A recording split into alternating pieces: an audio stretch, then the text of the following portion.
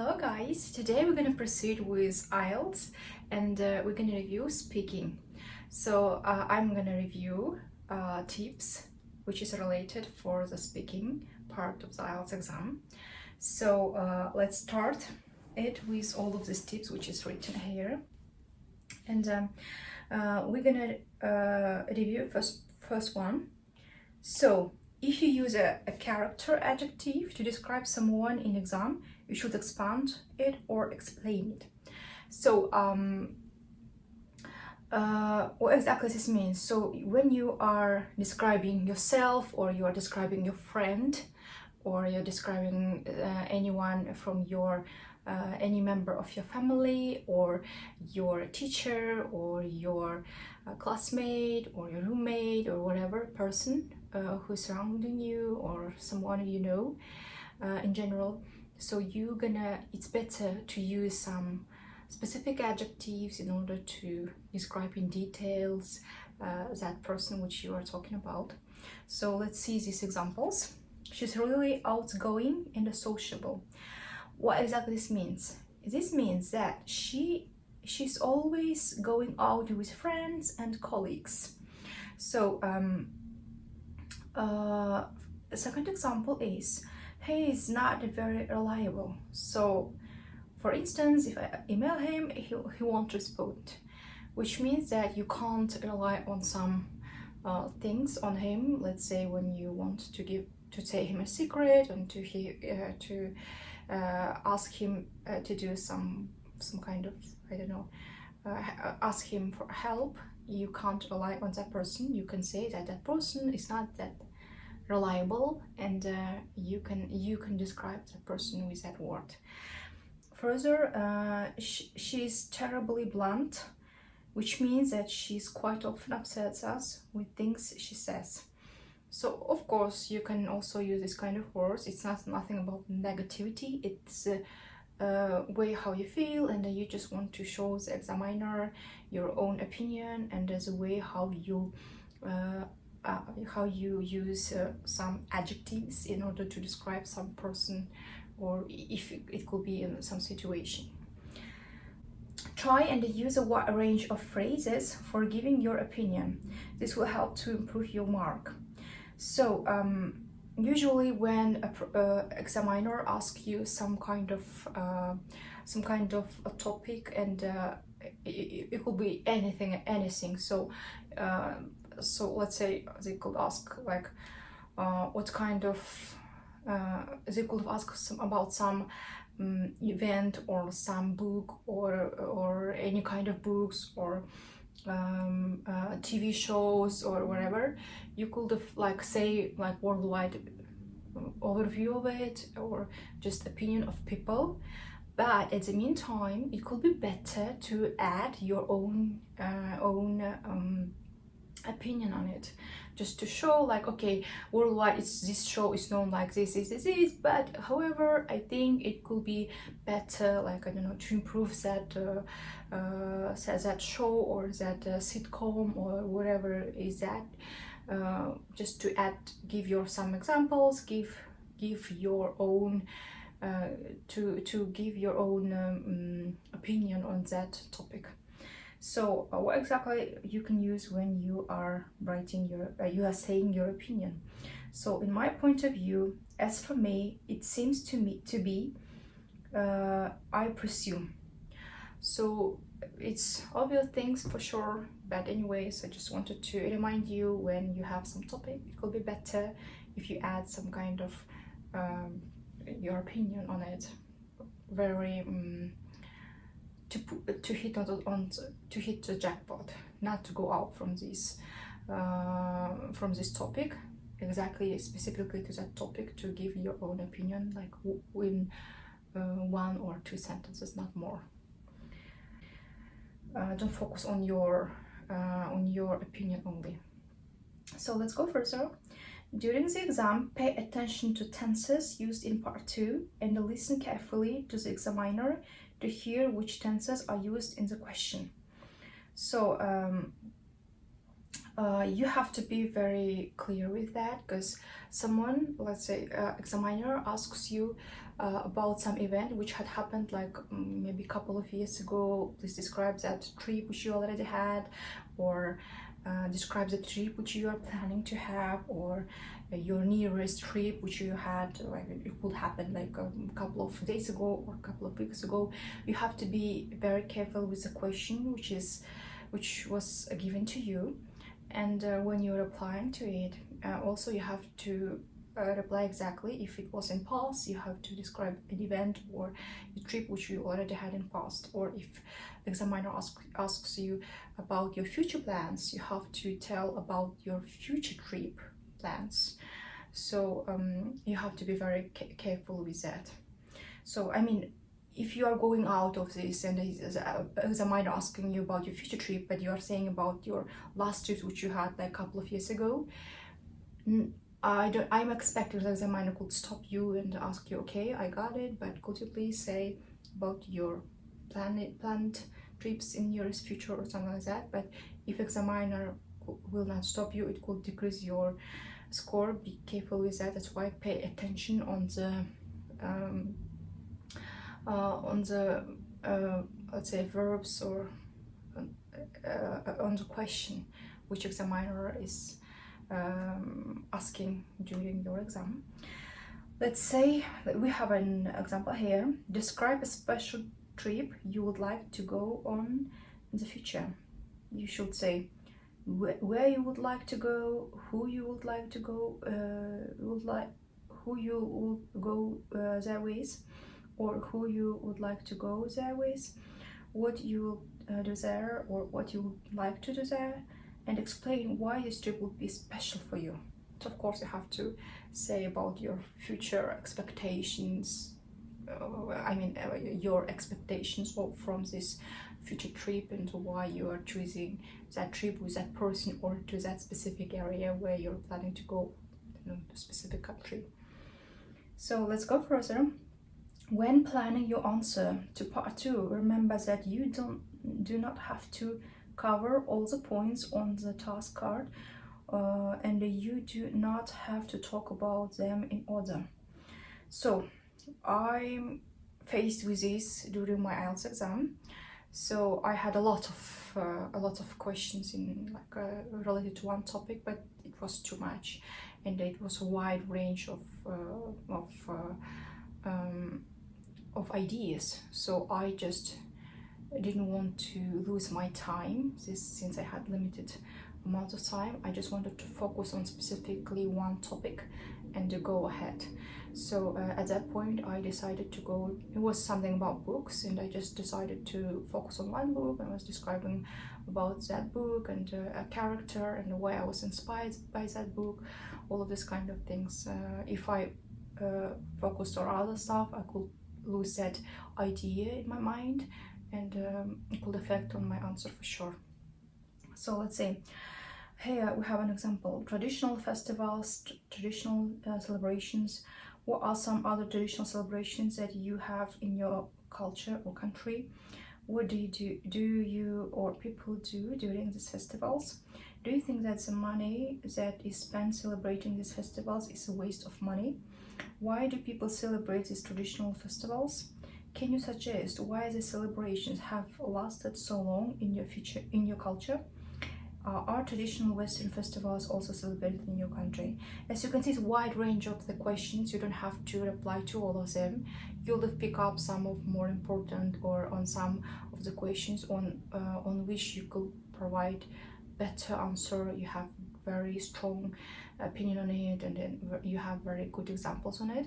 So it could be better to focus on that instead of giving like a random answers on all of these questions.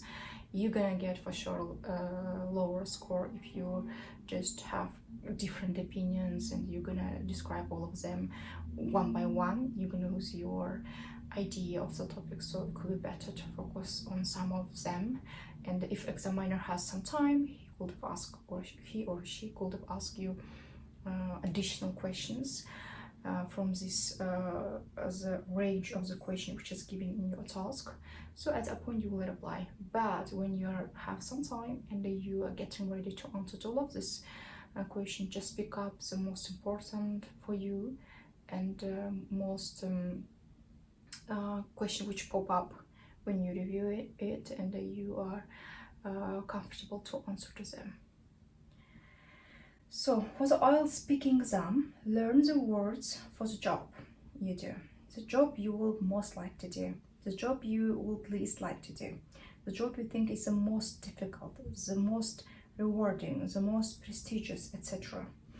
So maybe you could have studied somewhere, maybe you have some hobbies, or maybe you have you are some kind of professional, maybe you are an investor or a businessman or whatever.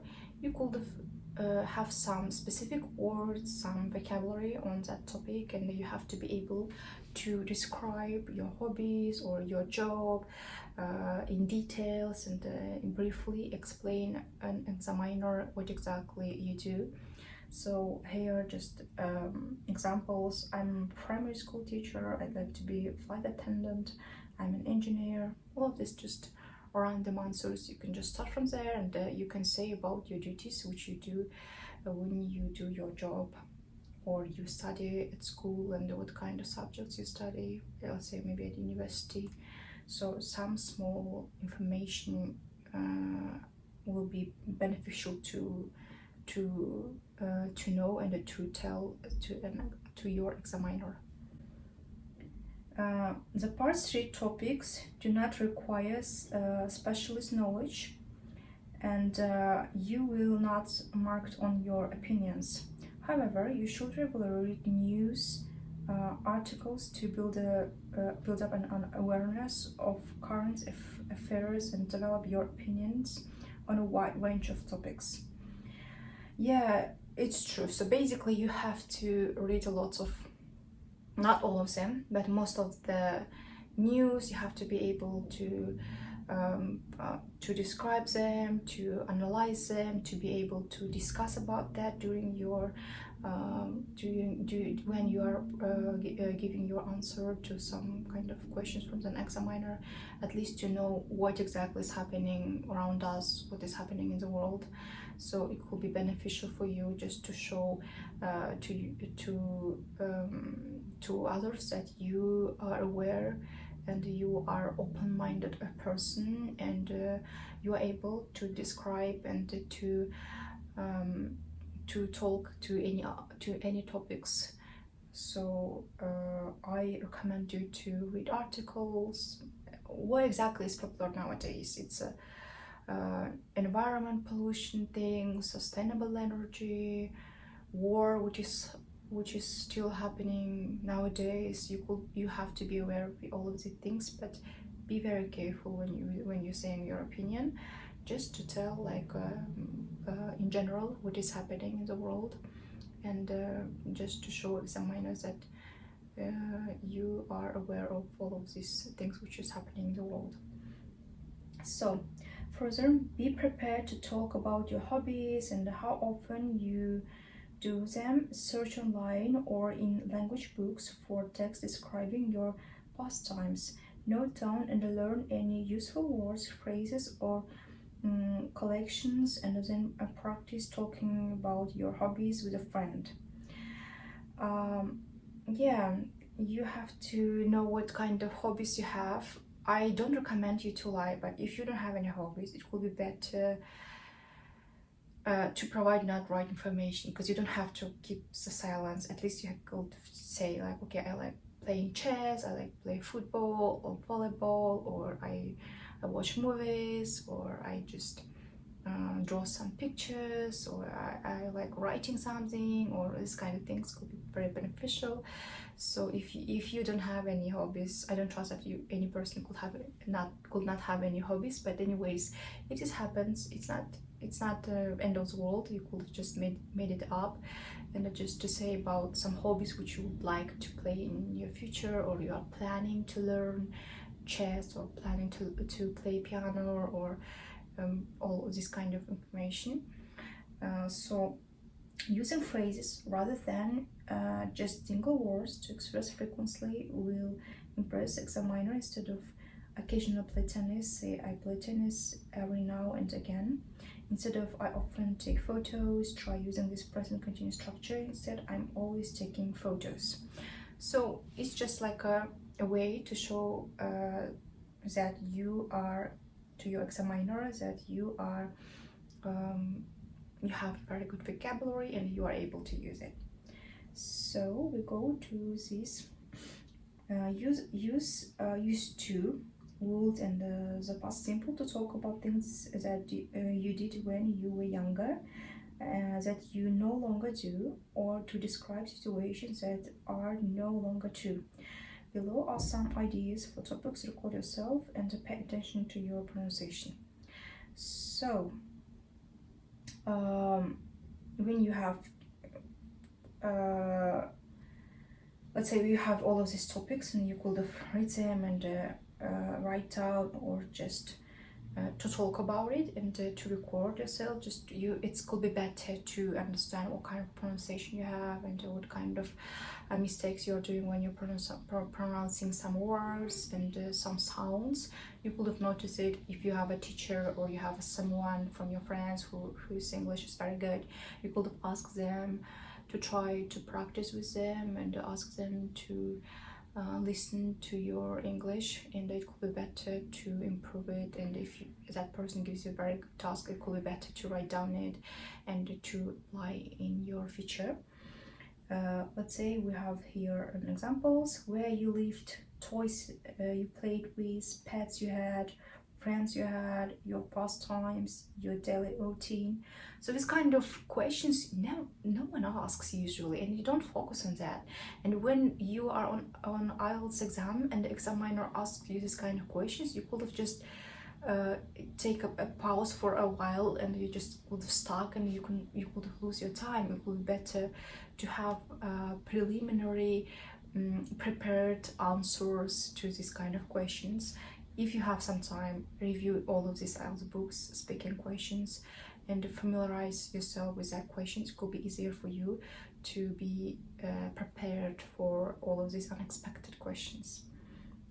So, additional tips. It is perfectly acceptable to say negative things about your hometown or any other topics, for example. There is too much for young people to do, or I used to be peaceful, but not it's built up and congested. And however, focusing exclusively or most exclusively on the negative in all your answers will affect impressions examined against of you. It is probably better to present yourself as a predominantly positive person.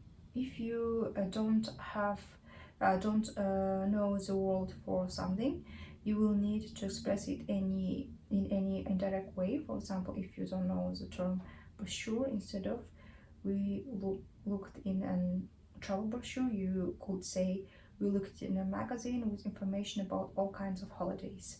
So yeah, this is just like main tips. If you don't know some words, you could just use some synonyms, or you could just describe it with your words. Anyways, if you forgot some word, you could just describe with some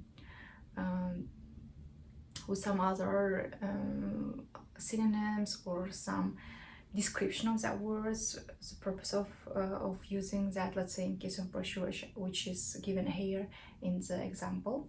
So that's all for today. I hope you guys enjoyed this video. Don't forget to subscribe to this channel. Have a good day. Good luck with your IELTS exam. Bye.